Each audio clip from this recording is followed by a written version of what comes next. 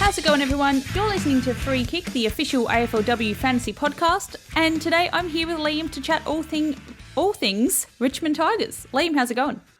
Oh, we're from Tiger, yellow and black. Oh, we're from TIGERLAND. Yeah, I'm pumped. This is a fascinating team. They are the recipient of the most impactful free agent move of last offseason. Sadly not in their favour, but it makes for a fascinating fantasy puzzle to solve. There's no real reason why Richmond can't win a final this year, or win the final rather. I mean, their team's looking pretty good, and everything should be falling in their favour. So this is a pretty exciting side from both like a general AFLW and fantasy perspective. You're really sticking the knife in, though, for Richmond AFLW fans, because they have been notorious for not being able to win finals up until now, and sadly that didn't change last year because they were bowled out by rank outsiders. Port Adelaide in their match in South Australia in the finals a completely surprising display. And I've already kind of hinted at it. The biggest thing about Richmond is Eilish Sheerin is gone. That is 80 fantasy points. That is 2 All-Australians. That is the kind of, outside of Monconti, I would say the second or third most important piece as a footballer, as a fantasy player at Richmond. I think Katie Brennan is the next one on the list, but it's real tough to find someone as important as Eilish Sheerin. So how they go about replacing her will be fascinating to see. I will say as well, though, I think that there are definitely signs for hope for Richmond this season, particularly in how they play defensively. So they are mid-competition for a lot of statistics. Possessions, they're pretty equal with their opposition, pretty equal on metres gained. They've got a really solid ratio of disposals to tackles, all mid-competition. Where they really stand out is in how few marks they allow. So they allowed the third fewest marks last season, and then they also allowed the 4th fewest marks inside 50. The one thing that I think is going to be really difficult to maintain this year without Eilish Sheerin is they had the 3rd highest percentage of contested possessions at 50%. Now, first is Port Adelaide at 60, which is ridiculous. That is the gap between 2nd and 13th, which is outrageous. But it is also very much how Richmond look to go and play the game. Part of the reason why they allowed so few marks is they really try and push the contested ball and try and keep things in close quarters, if in part because they had Monconti, whose ability to manoeuvre at contest was elite and is elite, and then Eilish Sheerin's long kicking and bullocking mentality running through stoppage was their way to make sure that the game was played in the state of play that they wanted at all times. Sheerin is now gone. It's going to be fascinating to see if they try and make some subtle shifts to that high contested possession, low mark gameplay. Yeah, and I mean, like you mentioned, really big question in terms of what are Richmond going to be doing about this season. And to find out a little bit more, earlier in the preseason, Will had a chat with Richmond defender Maddie Shevlin. So let's listen to that one now. G'day everyone, and today we are very lucky to be joined by Maddie Shevlin from the Richmond Tigers. Maddie, how are you going? I'm good, thanks, Will. How are you? I am really, really well, thank you. So preseason just started last year. The Tigers made the finals. Unfortunately, went down to a much improved Port Adelaide in the first week. So how's the feeling been this preseason so far, and what's the messaging been from Coach Ryan Ferguson about sort of improving on that result last year? Yeah, I think obviously it was disappointing to lose to Port Adelaide on their own turf, especially having beaten them in round 5. So we knew we could beat them, but it would take our best. And we rocked up to Adelaide and underperformed, to put it blankly. Yeah, it is disappointing, but it has lit a bit of a fire in the belly. And we've been in final series for the last couple of years and we're yet to win a final. So that's probably been our driving force for this pre-season, is how can we get better each day and make sure that we are a finals team and rock up to finals and actually compete. Yeah. And one of your main strengths as a team has been a really strong defensive setup, something you'd be familiar with as a defender. And a good defense is usually the hallmark of a finals quality team. Can you give us a bit of insight into the strengths of that defensive group, as well as the transition of Gabby Seymour, who was actually the first Tiger to come on our show, her transition from being a ruck to a key defender?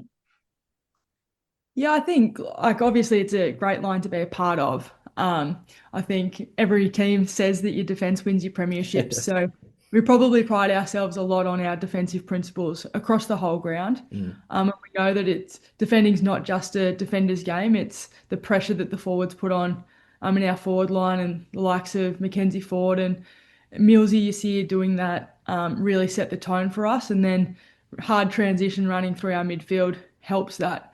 But getting Poppy Kelly and her being in dominant ruck form has allowed Gabby to be freed up from the ruck and use her aerial strength in our back half. And I think she's really familiar with the position now and is coming into her own, and having a season down back from last season, I think that will catapult her going forward.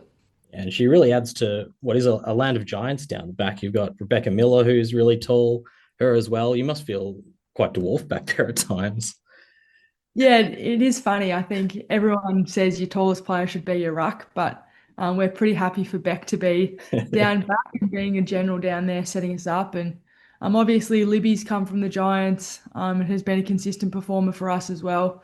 So I think our back cohesion is definitely improving, which is exciting. But everyone probably says that in pre-season, and it's all about action when the season actually comes around. Yeah, of course. And you mentioned Poppy Kelly had a real breakout season last year, which really allowed Gabby Seymour to make that transition back. You've also got impressive young ruck Montana McKinnon, who we haven't even seen yet. Firstly, how's Montana's recovery going, and how's that ruck setup going to look? Because you've now got two really solid ruck options, I guess. Yeah, look, it's obviously disappointing for Monty last year to go down with a knee injury, but you wouldn't think that she's that young with the way she's attacked her rehab, and she's put herself in a really good position.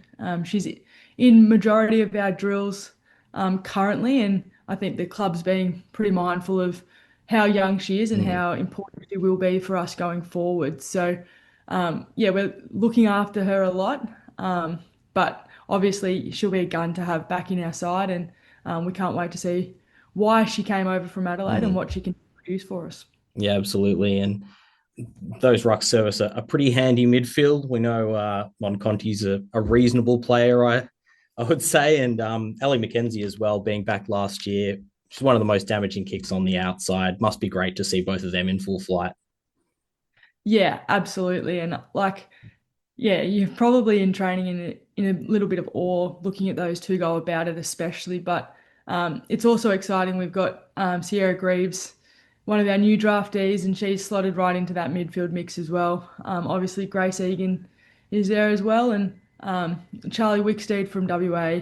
She's having a phenomenal pre-season, which is exciting. So I think the pressure is finally on in our midfield, and positions are up for grabs, which is a really exciting place to be as a football team in pre-season.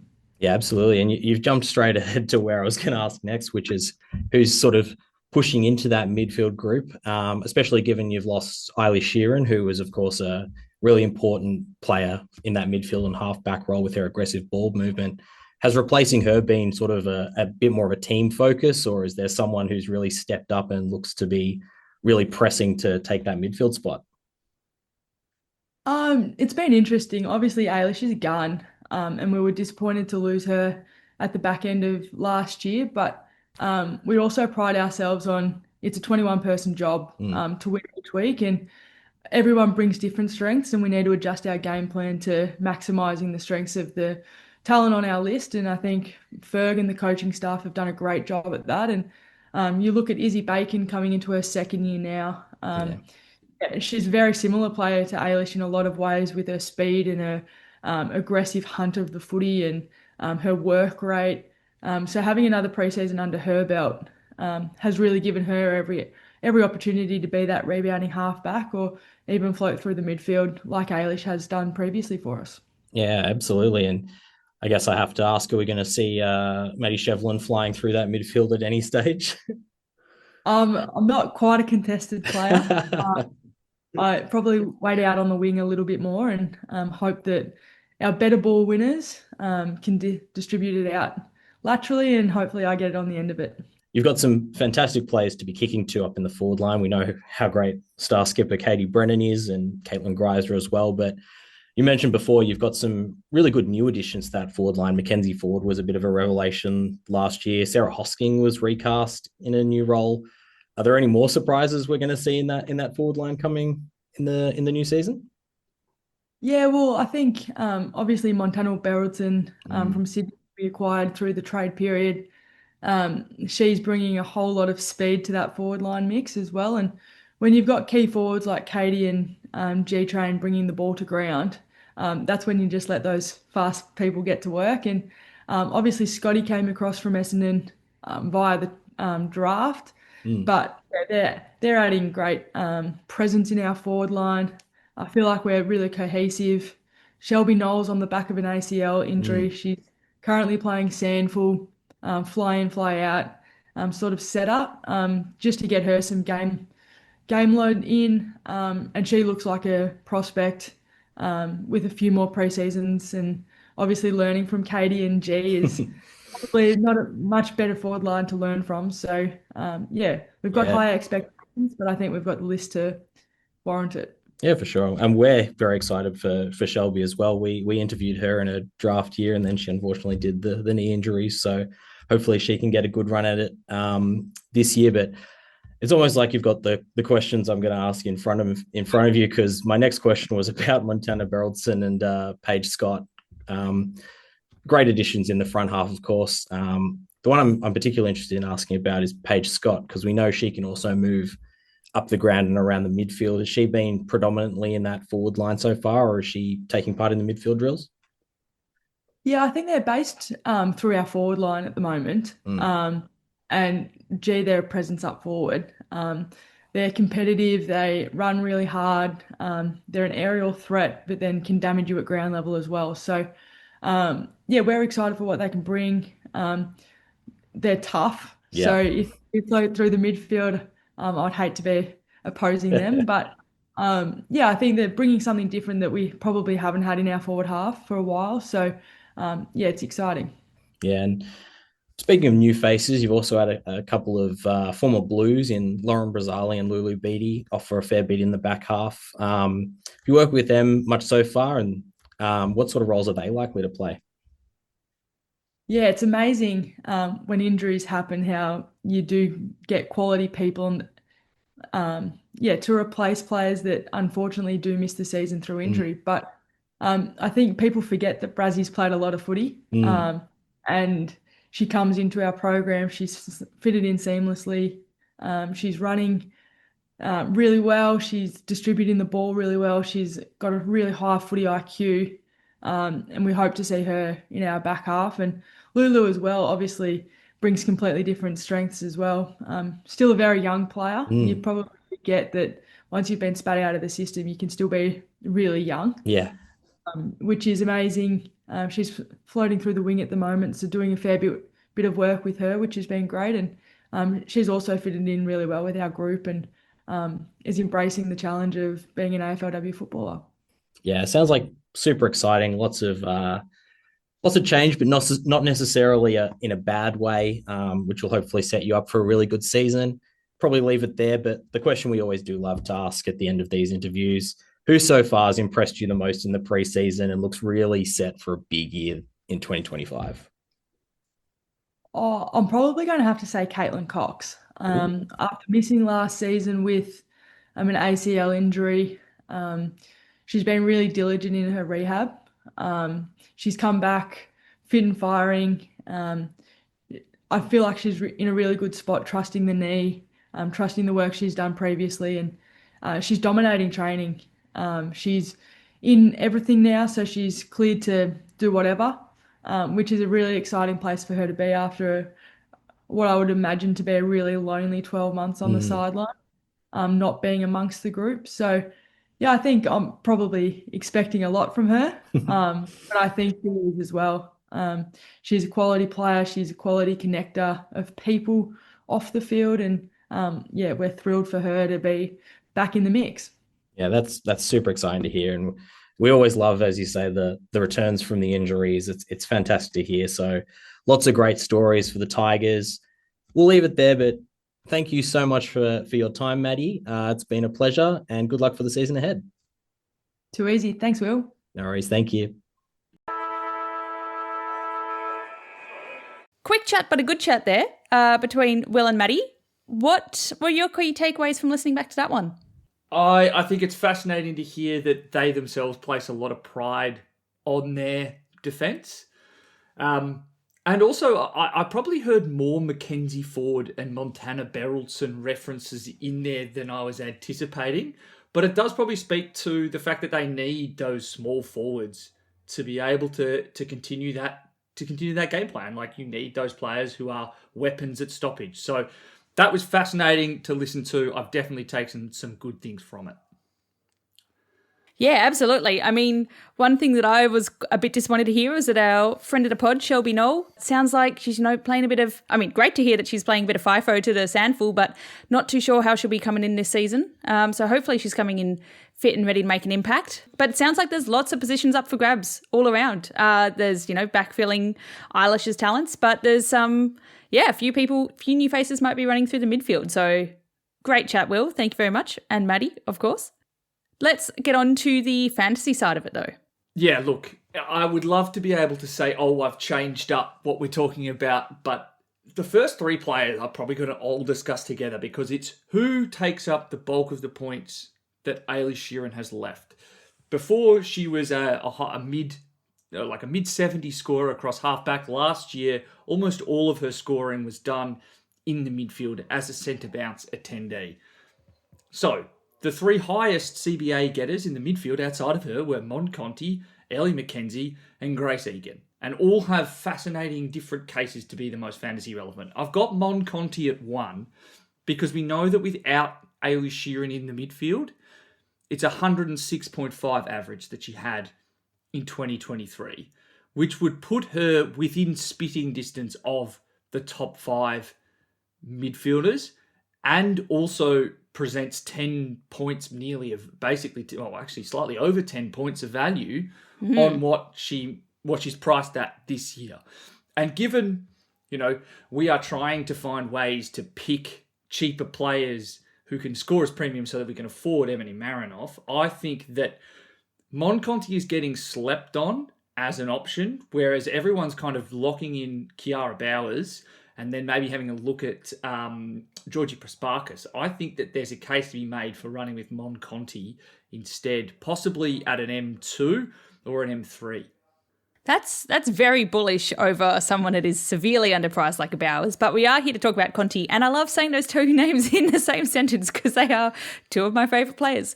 Yeah, Conti, it's interesting you say if she went back to last season's average, she could be pushing top 5. She's currently the 9th most expensive mid, so even though there is a couple of big steps down at the top of the midline, she's still up there as a expensive option. But totally right, like we really saw that impact between her season 8 and 9. Her average tells one story, which is that it dropped, from like the 106 back down to 90-something, 96.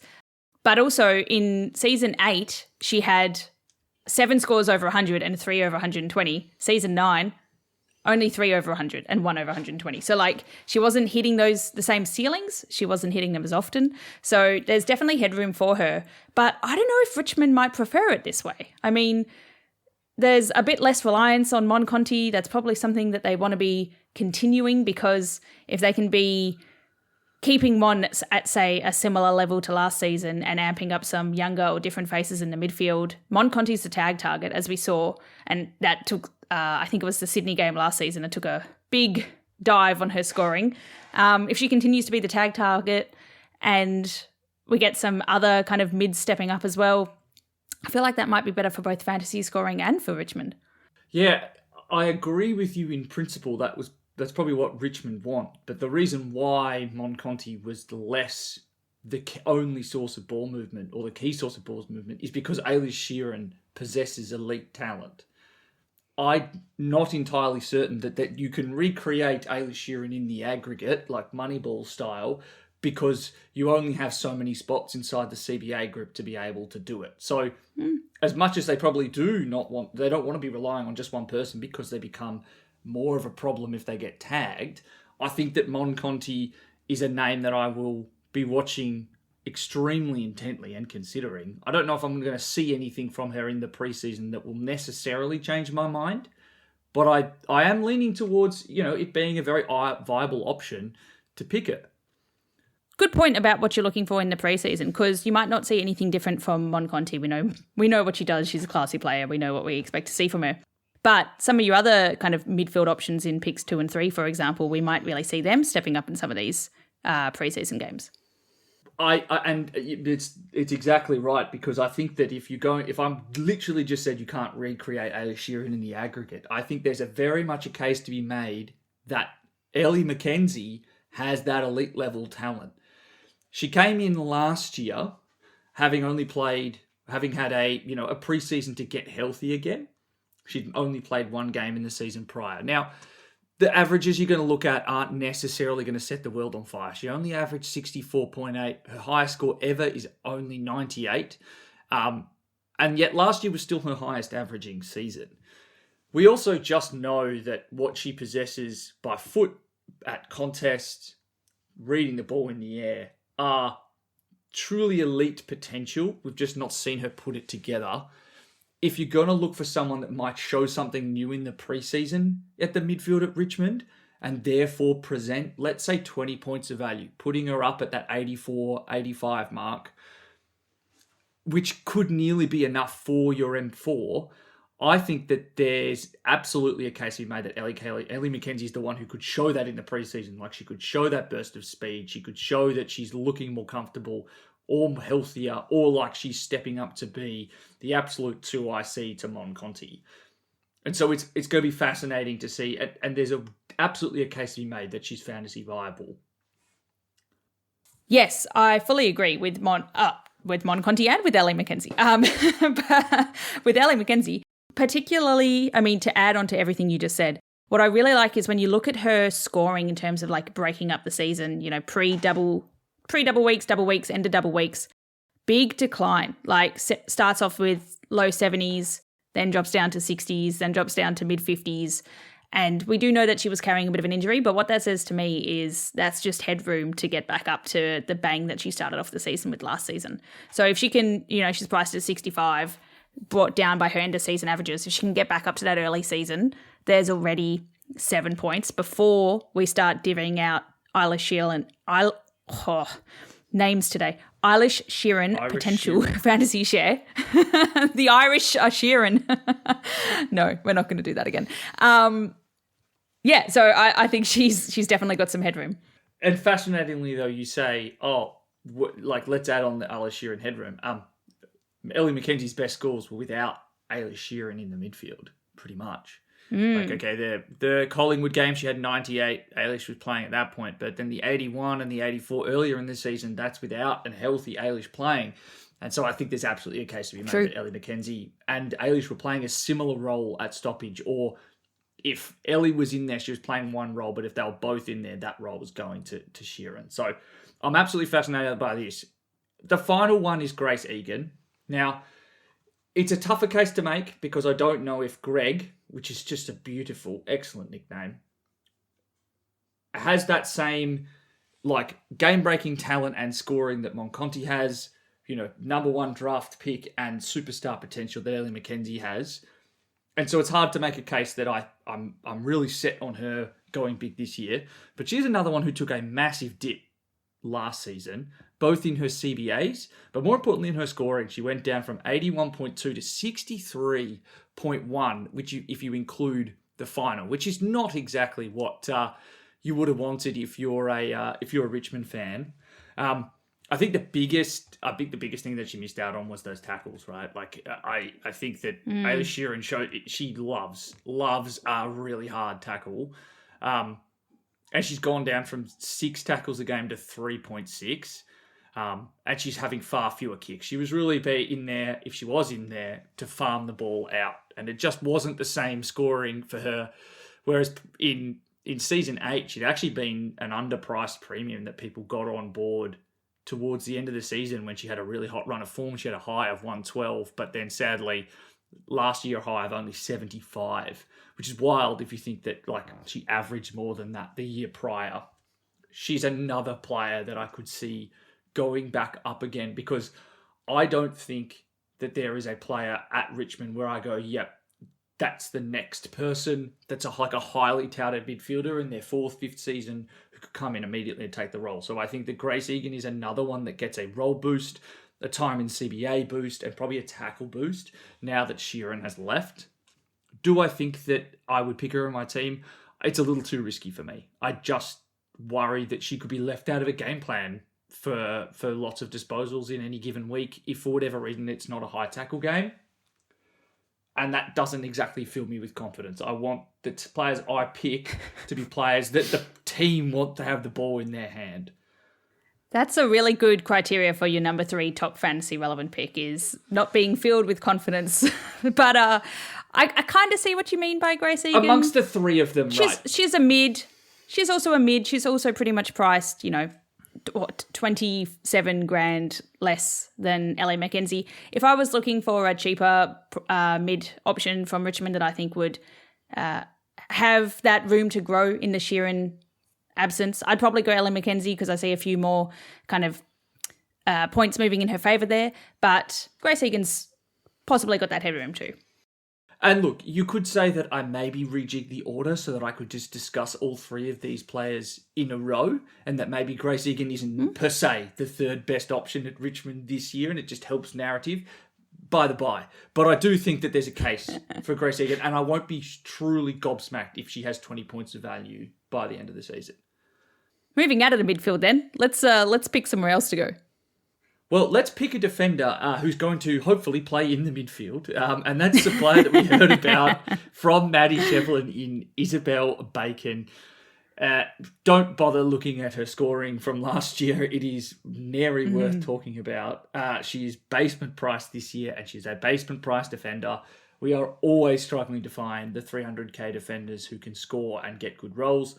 Sounds as though, listening to Maddie, that Izzy will be given a chance to spend some time in the midfield. There's also been some reports from an internal match sim that it appears that Bacon is playing as a tagger, which absolutely fits with what you read about her draft profile. She's a very hard runner, a very determined player who played both at halfback and in the midfield. And I do want to mention her underage talents, because in her final season at Coates League level, she only averaged a 70. But doing a little bit of deeper digging, it sounds like she got given much more of a prominent midfield role in the final 5 games of her last Coates League season. And in that time, she averaged 18 disposals, nearly 11.5 tackles, and 98.8 fantasy points per game. That says to me that 98. if I am looking if I'm looking for someone who could just have a couple of games in the first month where they spend some 50% of their game time playing around the midfield, playing around the stoppages, maybe they're rolling in, crushing in off a wing just to lay a tag and make that work. This is where I would be looking, because I think that those +4s, rolling stoppages, and particularly at the time of the year where quite often the conditions are more conducive to high tackle, high stoppage games, I think that Izzy Bacon stands out pretty strongly as a rookie to pick. Yes, I know you started that off saying don't look at her score. I just realised I didn't actually have her average in front of me. But defender priced at 321k, I was like, that's going to be low. It is 24.8, so that's nice. That's a good range to be picking for a rookie price defender. And that's from 11 games or the 10 games. It's not injury affected either. Yep.